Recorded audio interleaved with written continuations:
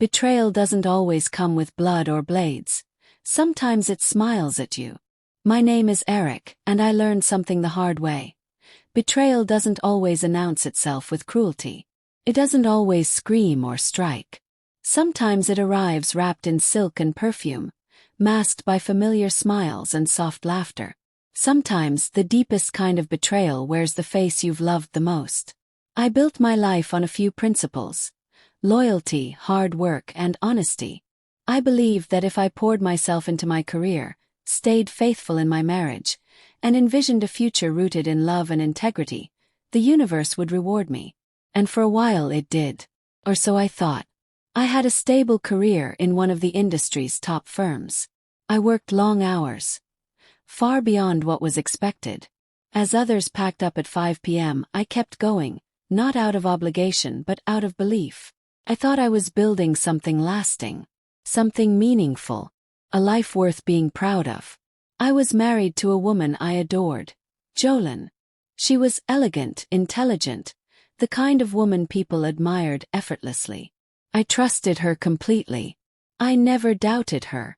Then came the night everything unraveled. The company's annual ball was a prestigious affair, an evening where careers were fast-tracked, reputations made or broken. Promotions weren't whispered about behind closed doors. They were announced under golden lights and applause. This year I was finally in the running for one of the top executive positions. It wasn't about money, it was about being seen, being validated. It was about proving that all those sacrificed weekends and late nights had been worth something. Jolene was supposed to be there to celebrate that moment with me. She wasn't just my wife, she was my confidant, the person I thought was my biggest supporter.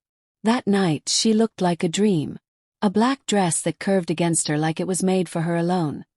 Hair cascading in soft waves, a smile that made strangers pause mid-sentence. She was magnetic. When she laughed, people leaned in. When she spoke, conversations quieted. Everything felt right, until it didn't. Started small. A glance. Just a flash of her eyes moving across the room. But it wasn't random. It was deliberate, focused. She was looking at Luke, my boss. The man who built the company from nothing. Charismatic, driven. A man who commanded a room without speaking. First I tried to ignore it. Told myself I was imagining things. But then I saw it again. Her gaze, lingering on him like he was the only person in the world. And he saw it too. Luke met her eyes with a knowing smirk. A flicker of amusement passed between them, subtle and sharp, like a secret they didn't think anyone else could see. I felt something twist in my chest. Still, I told myself it was nothing. I kept up appearances. Smiling, introducing her to colleagues, laughing when appropriate. But inside something cracked. I was no longer present. I watched the evening from a distance, like I wasn't really there. Then I caught them again, closer now. Her hand brushed his arm. A laugh that lingered too long. She leaned in. He didn't back away. He leaned closer too. There was a rhythm to their body language, a silent exchange. Intimate. Unmistakable. And then came the first blow I couldn't ignore. She touched her hair, tucked it behind her ear. I knew that move. She only did that when she was nervous. Or when she was flirting. Eyes met. Just for a moment. Her smile faltered. And in that flicker, I saw something she hadn't meant to show. Guilt. She tried to recover quickly, but I'd seen it. The crack in the perfect image. Later she stepped away, saying she had to take a call. Flashed her phone, smiled like it was nothing, and vanished into the crowd. Luke disappeared shortly after. Waited. 5 minutes. In. Something was wrong. A knot tightened in my gut. I started moving. Past groups of laughing co-workers, past the music, toward the darker halls of the building. That's when I heard it, laughter. Muffled voices. A low moan that made the blood in my veins run cold. One door was open just a crack. A sliver of golden light spilled into the corridor. Took out my phone. Hit record. And I opened the door. There they were. I didn't scream.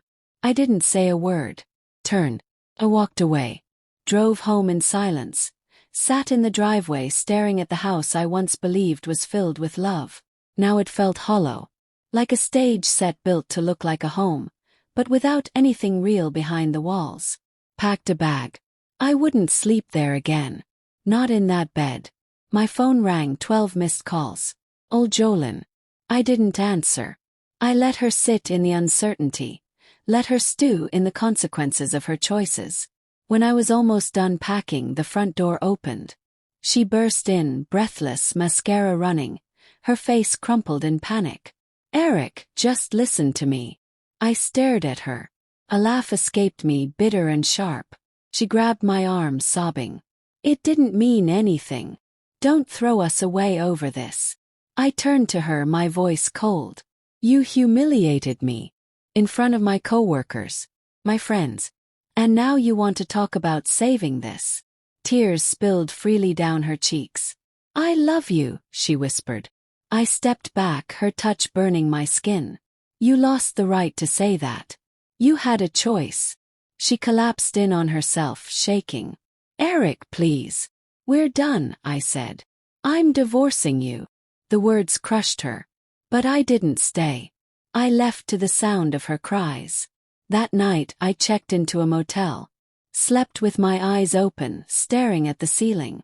Replay after replay of her laughter, Luke's smug grin, her whispers behind a half-closed door. I didn't sleep. I didn't cry. I just planned. The next morning I showered, dressed, and went straight to the best divorce lawyer I could find. I didn't waver. "I want a divorce," I said. "And I want to make sure she gets as little as possible." He nodded. "Leave it to me." But I wasn't done. I took the video to HR. I slid the phone across the table to Peggy, the HR head. "You'll want to see this." She watched. Her face turned to stone. "There's more," I said. "Luke's been doing this for a while. People talk. But no one wanted to be the first. I'll go first." An investigation began that day. By week's end, Luke was gone. Reputation shredded. 2 days later, the divorce papers arrived at Jolene's door. No note. No final words. Just the same cold finality she gave me the night she made her choice. He texted. "Oh, please don't do this. Can we talk? Love you. I miss you." I read them. I never responded. And when I returned to the house to retrieve a few final things, I noticed a black box on the driveway. Unfamiliar. Inside, the silence pressed in. Then I heard something.